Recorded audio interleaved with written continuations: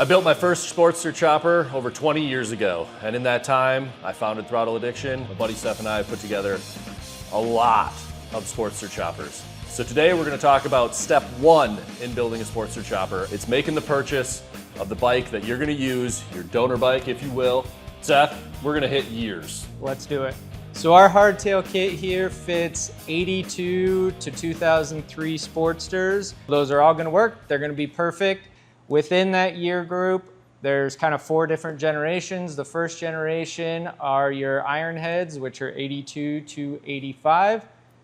Next generation, generation 2, are your early Evos, which are going to be 86 to 90. So that's an Evolution motor with a 4-speed transmission. The next generation is 91 to 1999. That is an Evolution motor. You get the 5-speed. That is what you want. That is a good one. The last generation is 2000 to 2003. This is our favorite generation. This is what we try to choose. A couple reasons. It's an Evolution. It has the 5-speed. It's the latest, the newest you can get, which is also good. And then the last reason, the rear brake caliper is the preferred one. The 2000 to 2003 is really our unicorn, if you will, as far as choosing a donor. 2004 is when the Evolution Sportster switched from rigid mount to rubber mount. So that's the reason why our kit only fits up to 03. The rubber mounts, everything Completely changed. different frame. Completely different. Will not work.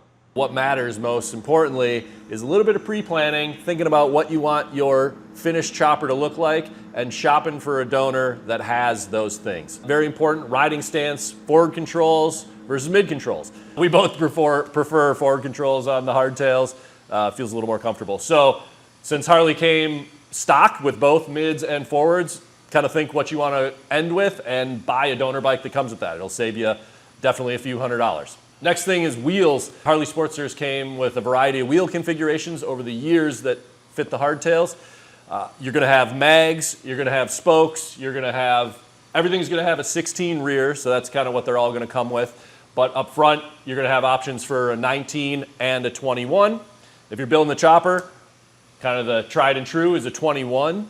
So you're going to want to look for a bike that has that. Any of the custom models in the 1200 configuration had a 21-inch wheel. Those are going to have spoke wheels up front. They do come with a mag in the back, but a lot of them were polished or chrome, and it's a good set. Just pay attention to what the donor bike comes with for wheels and think, is this something that I want to run on my chopper, or am I going to switch it up? Because wheels are expensive. So the next important thing to consider is your front end.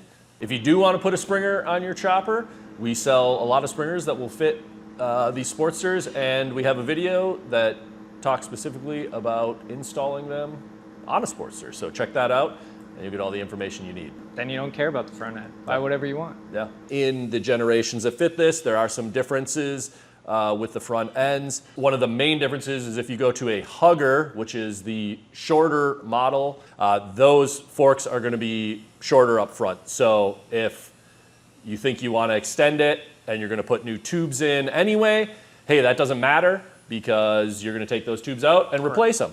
And then there is another model out there that was the Sportster S, so that was the Sportster Sport. The front end on that has a dual disc front end, so if you were kind of looking to build maybe a higher performance, aggressive kind of chopper sort of thing, that might be a good option.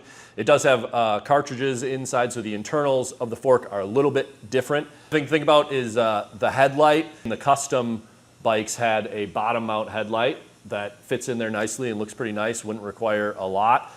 Most of the other Sportsters have the eyebrow and a top mount headlight. The motor finish from Harley, the factory put out a few different motor finishes over the years. You had the aluminum cases, you had some black cases, you had some chrome finishes on your timing and your primary cover, you had the raw aluminum on your primary and timing cover, and all of those things age differently over the years. The raw aluminum stuff you can bring back. If you have true chrome covers and primaries and they're all pitted out and nasty and scratched, there's really nothing you can do with that other than buy new ones, and again, those are expensive. And if you're stuck with it because it's all chromed out, buy a nice one. Another thing to consider heavily when you're picking out your donor is the rear caliper. Our kit will work with any of the stock calipers. It's just the level of work that you have to put in to make it fit. The crown jewel is a 2000 to 2003. That is simply a bolt-on part. The earlier you get, there's 2 other generations. They all work, but they do require a little bit of whittling. We would highly suggest searching for 2000 to 2003. And they look cooler. And they look good, yeah. On your Evolution motors, there's 2 different displacement sizes. There's the 883 and the 1200. Usually we gravitate towards the 1200s, a little more go for your money there. A lot of times people may advertise it as a 1200. You want to check the title because that's going to be on that title. We would suggest getting a factory 1200 if you're going to go that route. There's obviously tons of big bore kits out there, but if one of those has been installed, that means somebody else has cracked this motor open, and we like factory sealed motors. You know, it just kind of sends up the signals to us that somebody who maybe they were, maybe they weren't that qualified and did it in their dirty barn right. floor. And it also contamination and because again, the ultimate goal here is that we are buying a mechanically sound bike, so we don't have to get into the motor. Buy the one that's as close to your finished product as you can. Absolutely. Now it's time to get shopping. We buy a lot of these, buy a lot of bikes. Stalk people on Facebook. Do some scrolling. Look at the background of the pictures. Do they have a pile of shit and a bunch of garbage all over in the background? That usually means the bike's going to be in the same condition. Always negotiate. They'll always take less. Mileage is another big one. If you can find one like a 2003 that's, 8, 10, 12,000 miles, I mean, that is a sweet spot. It's been ridden. It's not sitting out there with 1,000 miles, which is very concerning, but it doesn't, have 30,000, but we bought those and ran them and had great success with it had too. one over 50. Yeah, 50. and it was a runner. It was a runner. I had no issues. Title. Make sure they have a title. Make sure it's in their name. Avoid ones with liens. The reason we're hardtailing instead of doing a ground up build or full frame build is to avoid lots of time, lots of energy, lots of money at the DMV doing that whole process. So buying a bike without a title kind of negates that whole simplicity of it. Last thing on shopping around is be patient. There were millions of Sportsters built. Don't jump on the first one. Avoid driving 72 hours to go get one. Be patient. Find the one you want. It'll be worth it. So you've scoured Facebook. You picked out the one you want to go check out. Here's a few things you want to look for that'll help you potentially bring the price down or know when you should walk. Check the base gaskets.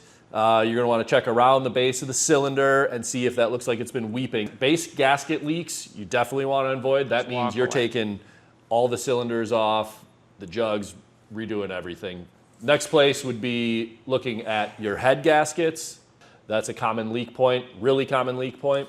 You also check your carb for leaking. Clutch cable going into the primary, that one's not too bad to fix. So that's a good thing to negotiate if you see some leaking there. Depending on where it's parked, you might be able to look like, is it literally been leaking on the guy's garage floor? Just avoid one that's leaking at all and you'll be happier, save money, make your project finish up faster and easier. You want to see if the bike's ever been tipped, and the easiest place to always look is just at the end of the clutch or brake levers. And then if you go deeper, you'll usually see the primary has been scratched. Check the pegs and the shift lever down there, because if the bike does go over, the shaft that comes through there can really easily get bent. What might seem like not a big deal usually means that there's probably a leak down in there, because if they tip it over enough to bend that shaft, it just gets to be a whole thing. So start at the top, see if you see signs that it's been tipped, and then make sure you follow that down to see if that shift lever or the brake pedal or any of that is bent and damaged. Tires are kind of the first thing that aren't kept up on. So industry standard is that you want to replace tires every 5 years from the date code, and every tire has a date code on it. There's other videos, you can search out there exactly where to see that, but check that date code, because even though the tread looks great, the compounds start to break down over time. And most people don't have a tire changing machine, so then you're paying the labor to change tires. Yep.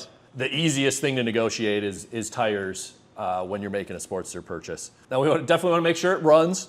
Oh, I just need to charge the battery. The battery's dead. hey, get that battery charged and come back the next day because, again, there's so many of these out there. Why take a flyer on one that might not work or have something going on with it? A lot of the things that are on this donor bike, you can put on eBay or back on Marketplace and sell. The easiest thing to sell is going to be the paint on the bike, the tins. You've got a rear fender, a front fender, and the gas tank. And the reason those are easy to sell is because there was probably a person out there who tipped a bike over and put a big old dent in their stock tank, and they're gonna hit eBay and search for that paint color replacement. So when you do sell them, you wanna sell them separate. Don't do a package. There's nobody who wants to just change the color of their Sportster from 20 years ago. And you make way less money. You make way less money. And then try to find ones that don't have any dents in that somebody would actually want to buy to replace their dented tins. The seat is also valuable, so even though it may look like this horrendous big pillow, there's probably somebody out there who wants to buy it, and they do not want to buy it if it has rips in it. So, and maybe it's an aftermarket seat, you know, that might bring a little bit more. Okay, some things to check out that might not be advertised. You might show up. A lot of times you'll find these upgraded components that the owner isn't even aware, so you're essentially getting it at no additional cost. Look at the carb. A lot of times bikes of this era have been upgraded to an S&S carb. That's a pretty big upgrade. Other common things you're gonna see are bags. You're gonna see things like exhaust. Maybe they have some just straight drag pipes. Those can be useful. Upgraded shocks. But always think of it from the lens of what could I take off and sell that might have value. Ask for anything they have laying around. Extra parts, yeah. They always have things tucked around. You know, do you have any, they got service manuals, extra oil, extra filters, extra bags. If you ask, they usually want to clean out the garage, they'll give it to you. Service records. Service records are always good. A lot of these people are taking them in to get them serviced. A, that means it was well maintained, and then B, you have at least a baseline to go off of when things have been done. So Zach, what is a good Sportster price? Really evaluate what you're buying for that $2,000 Sportster. Probably gonna look something like this one we got over here. The chrome's roached, it sat next to a salt truck, the wheels are horrible, it's got some crazy fender on the back. I know I bought that one for 1,800 bucks, but it would have way over $1,000 to get it to look like this one, which is a 2003 1200 custom that we just picked up for $2,700. In Wisconsin, where we're at, a solid bike, 25 to 27 is probably where I'd like to be. Perfect. Let's see what's out there. Let's critique some of these. What's a good buy here? We're looking in Milwaukee, Wisconsin, which already I can tell you the prices are lower here than we're seeing around us. But like, how about this one? 2003 1200. It's an 03, so it's anniversary paint. It's black, which is good. Already suspicious that this one's been beat to shit. I'm a no. We got a solo seat. We've got a sissy bar. And We got a really chopped nice struts. angle. Like this is younger generation Yeah, guy we stuff. don't want that. This isn't old man. Like We want the old man. Yeah, you want the old man Sportster. Yeah. We want OEM. We want real boring OEM. What's here? We got a 97 OEM. Black, which Green is Bay. good. Spoke wheel, black tins, good to sell. There we extra go. Parts. Extra starts. This is what we're talking bags. about. There we go. Extra parts. Yep. Extra parts. Yeah, this is. If you're looking for a quiet, unassuming bike, roll on. This is not it. This is a biker's bike. Loud, aggressive, fast. All stage 1 Screaming Eagle and miles of chrome. No fat bagger, no Buick radio, just attitude, lean, cool, and classic. Black, asterisks. All Harleys are or want to be black. HE leather bags, a solid mount, and a roll cage. If you know, you know. Okay, Dude. got it. Now, I can tell you one thing after reading that. This guy's not negotiating with you. No. If you come in and you're like 2,000, he's going to punch you right in the fucking face. Also is recently divorced. That's the other reason he's selling this. I'd go want to go buy meet this that fucking just to guy meet because this guy. I've never heard anybody describe a stock Sportster with such flair and vigor. If anybody out there remembers the Bad Brad video, I think this might be Bad Brad's Sportster. You don't know anything about bikes. I forgot about that guy. That guy was badass. We've got drag pipes. Those are knock stock pipes. Forward controls already. 1,200. How many turns? 21,000. 21K. $2,200. It's a reasonable. has new key switch. Okay, all of these things, there's no, the only reason you put in new keys is if you lose your keys, and then they wired in some other hacky thing. I mean, you're Yeah. getting rid of it anyways. Yeah. But then you can't sell the wiring harness for as much, which is it's a big money maker. Yeah. Okay. Listed 9 months ago, started at 4,500, dropped to 15.